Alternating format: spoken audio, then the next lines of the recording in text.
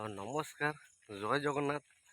तो देखिपे ये हूँ आम गाँव पोखरी सबुदिन सकाଳେ आम गाधोक आसू।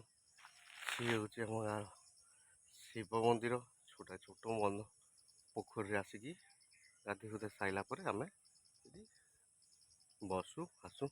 ये देखु आंब गछ रास्ता देखु ये सीटी आम सबुदिन आसी गाधा फदा करी आम घर को चली जाऊ।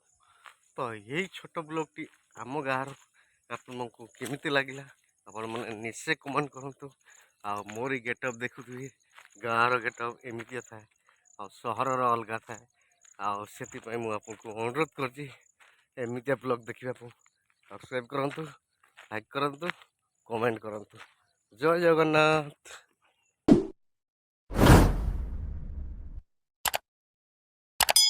माँ मोर जीवन दाहिनी माँ तू ही संसार।